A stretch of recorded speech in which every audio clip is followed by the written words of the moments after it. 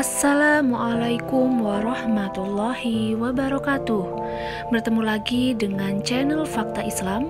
Kali ini channel Fakta Islam akan memberikan sebuah kisah tentang kisah nyata atau histori, yaitu dari seseorang, namun kita samarkan namanya, anggap saja dengan nama aku. Sesuai dengan judul, yaitu teman khayalan. Nah, dari teman khayalan ini, seseorang yang bernama aku ini terjerumus dengan dosa. Nah, lihat video saya sampai habis ya teman-teman, dan dengarkan kisah ini, semoga bermanfaat dan menjadi pelajaran buat kalian semua. Aku yang lahir dari keluarga broken home.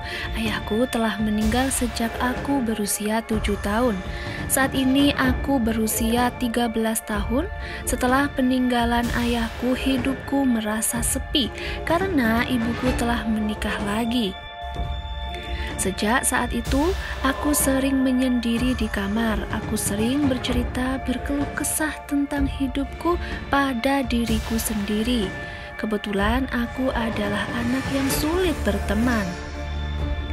Saat aku berkeluh kesah dan menangis sendirian, seperti ada yang menjawab, seperti suara namun tak bersuara. Dan itu aku lakukan bertahun-tahun hingga aku dewasa.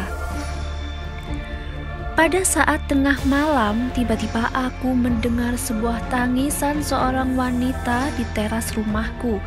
Kudengarkan dengan seksama dari mana arahnya dan siapa. Saat aku membuka jendela, tidak ada seorang pun di teras rumahku. Namun, suara itu masih ada, aku terus mendengarkannya. Sampai tiba-tiba aku hanyut, aku melihat sosok itu, dia mati terbunuh, dan dia menceritakan masa hidupnya. Ternyata dia yang selama ini mendengarkanku dan bersuara dalam batinku.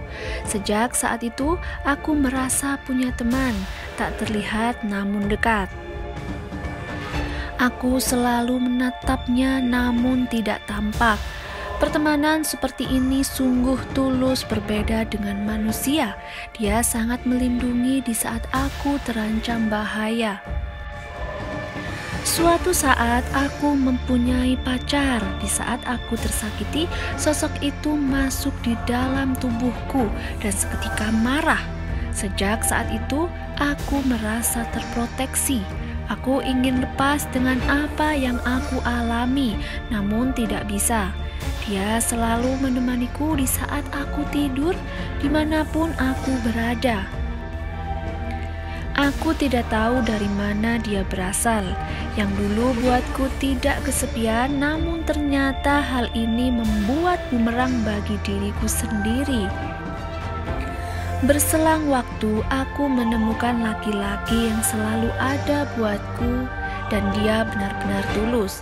Dia yang menjadi jodohku. Sejak saat itu, dia yang tak terlihat, yang tadinya menjadi teman, akhirnya seperti menjadi musuh.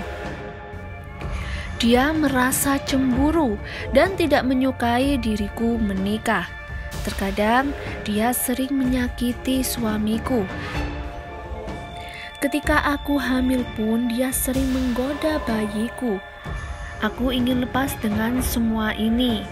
Yang dia inginkan bahwa aku harus sendiri, tidak boleh menikah dan mempunyai anak. Namun aku berusaha untuk keluar dari zona ini. Aku terus berusaha dan berdoa, memperkuat tauhid dalam hatiku. Terdapat momen atas kuasa Allah Subhanahu wa Ta'ala. Aku berpisah dengannya dengan baik-baik. Dia kembali ke alamnya. Namun entah kenapa tangis ini tak dapat terbendung. Jadi sahabat beriman, sebaik-baik manusia adalah yang dekat dengan Allah Subhanahu wa Ta'ala. Selalu melaksanakan ibadah. Jangan sedih yang berlebihan, karena sesuatu yang berlebihan adalah kesukaan jin atau sebangsanya.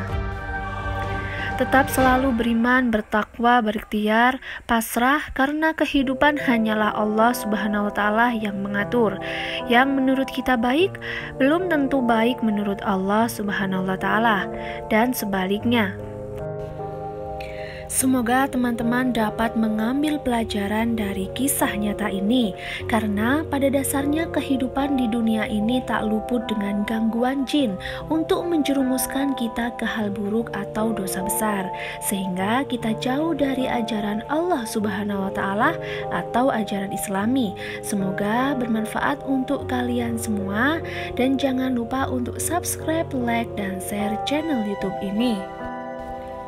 Berikan kritik saran agar channel Fakta Islam selalu berkembang dan selalu memberikan informasi tentang agama Islam kepada kalian semua. Mohon maaf jika ada salah kata. Terima kasih. Wassalamualaikum warahmatullahi wabarakatuh.